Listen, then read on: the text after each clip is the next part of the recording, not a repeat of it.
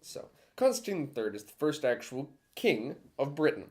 But he's killed by the Romans pretty shortly after when he tries to march on Rome. And despite being very busy with the Goths, they have more than enough to still deal with him. Specifically, actually, he is betrayed by another Roman who takes the title Vortigern. Vortigern was another one of these Romans, and Constantine's son, Constans the Second, because it was the son of the third, don't worry about it, is also killed pretty immediately afterward.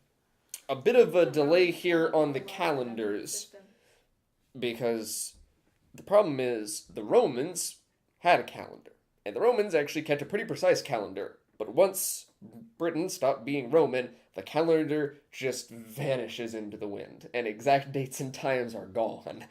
So you get the date that it becomes independent, and then you get sometimes the dates of battles and big events, but otherwise nothing else actually gets precise dates. Basically anything that involves the Romans. Yeah. That's when... And so I'm not even precisely clear on how long Constantine and Constans II here actually even rule for. But there seems to be like a whole generational gap, because it's in the 540s up into 550 that Vortigern takes power in Britain. And people do not like Vortigern, because what he does is he lets the Saxons in, and the Saxons are essentially the Vikings. They're the Northmen. They're the ones that are raiding and pillaging. He invites them in, and he gives them a bit of land, and he has them fight for him as mercenaries against the Irish and the Scottish. And people did not like Vortigern. Specifically, he is killed by Aurelius Ambrosius, who is another one of the Britannia's folk heroes. Why does nobody know? Ambrosius Aurelianus, actually. I said it completely wrong the first time. Ambrosius Aurelianus is his name because it's still Roman. Because that thing is, the line of Arthur, because spoilers, Ambrosius here is, according to the most of the legends that actually tie into this, Arthur's uncle. And Arthur's line is both Roman and Briton. That's kind of the point. Is the ruling line still has that Roman heritage, but it's also the peoples, the Britons, which are today the Welsh. It's part of it, actually. I'm going through it. This is because Ambrosius. You have 23 minutes. I'm going faster. No, the thing is that the Uther Cycle itself is pretty short. Yeah. So Ambrosius kills Vortigern, drives out the Saxons, and Ambrosius rules for actually a decently long amount of time, essentially most of the rest of the 400s. And what's interesting here is that the war leader under him is still using a title left behind by one of the early Roman war leaders that comes into Britain, and the title is Arturius. And so there's about 100-year span of time, actually, where there is someone active under the name of Arthur. And if you're trying to take these legends and the dates that are given, the way that makes the most sense is that it ties into this father and son. That the first Arturius here is Uther, who is the leader of the army. He is the one that's leading the Britons against the Saxons. And specifically, though, he fights this one really big, costly battle against the Saxons, and there's like a whole decade where there's no raids because the battle was just a slaughter on both sides. Both armies are wiped out, but the raids stop, and so Uther counts it as a win, and Britain loves Uther, because they don't have to worry about raids for about a decade. And so, to commemorate this victory, Ambrosius asks Merlin, who is the big druid in the area. I don't really know how, but everybody just knows about Merlin. He's the wizard.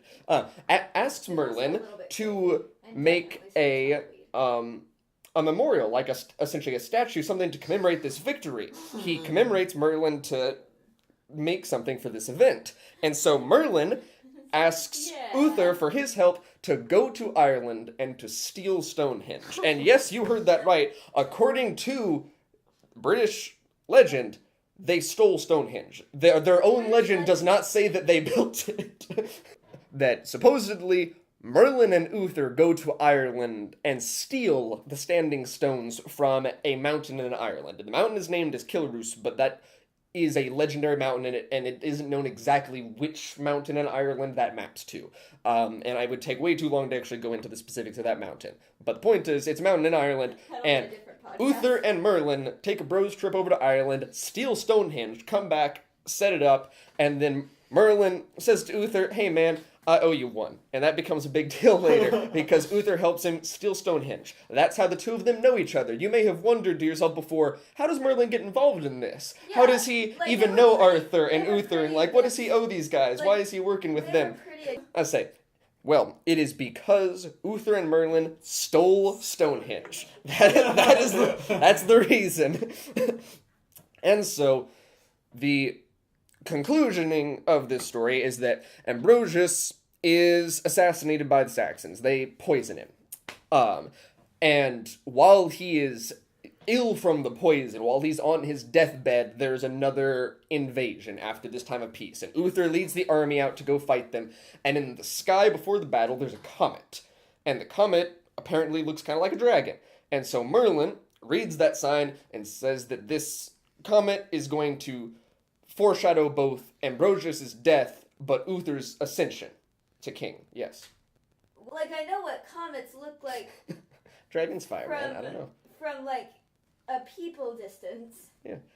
Dragon's fire. I don't know. But the point is that it's how Uther takes the name Pendragon is because of this comet before the battle. He wins a big victory. That's how he gets the name Pendragon. And Uther comes back, and his brother's dead. And so he gets to be king for a bit.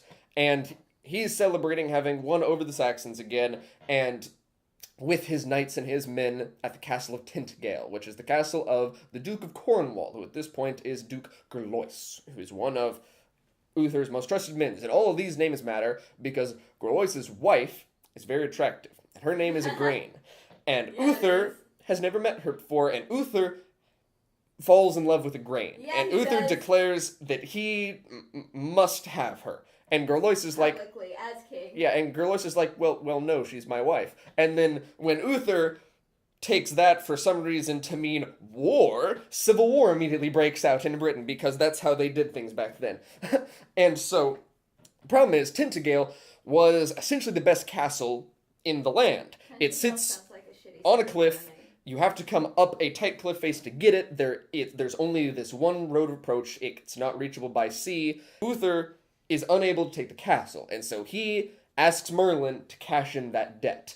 And Merlin uses his magic to let Uther ride across the bay and just right up the cliff and into the castle, just straight past the army outside. And he is disguised by Merlin to appear as Gerlois, and so seemingly her husband comes to Igraine's bed, and the two of them conceive Arthur that night while out in the field Gerlois is slain by Uther's men. Into combat scene, Gerlois dies just the moment of conception.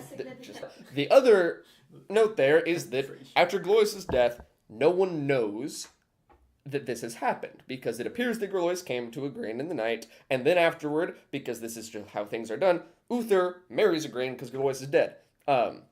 And then, as his wife, gives birth to Arthur. And so nobody knows about Arthur's illegitimate conception except the eldest daughter of Gerlois and Igraine, whose name is Mergaus. And she also has a bit of skill in magic, and she sees through the illusion, and she knows that Arthur is illegitimate. And Gauss and Morgan Le Fay are both daughters of Gerlois and Igraine. They are both different characters. They both are essentially villains, but they do different things, actually. And they just often get combined into one character, because it's simple. They both start with M's, and they're sisters anyway. But the end of the story here is that when Arthur is born, Merlin shows up and says, hey, I'm going to take the kid. And after a pretty short argument, Uther's like, whatever, okay. And Merlin takes the child and gives the child to Sir Ector, whose main redeeming quality is that Sir Ector is a good man, and Uther is not. And that way Arthur is raised by good people instead of not. Instead of Uther. Uther is then It's a day. yes, Uther dies not all that long after. Like I said, his tenure as king is short. He fights the Saxons again, and he wins, but the Saxons are tricky, and poisoning worked on his brother, and so they poison Uther's favorite spring that he always likes to drink at after battle. And on his way riding back victorious, he stops at the spring, and he drinks from it, and is poisoned, and falls deathly ill. And according to some versions of the legend, as there's multiple incarnations of where exactly the Sword and Stone comes from, but in my favorite version, the movie Excalibur, and also the other ones that it's based off of, it is Uther's sword that he drives into the rock here at this spring as he dies, with only his rightful heir, the heir to Britain, the next king, will be able to draw his sword from the stone. I love Disney. And then Uther dies, and the sword is left in stone for the rightful heir, and the rest is history.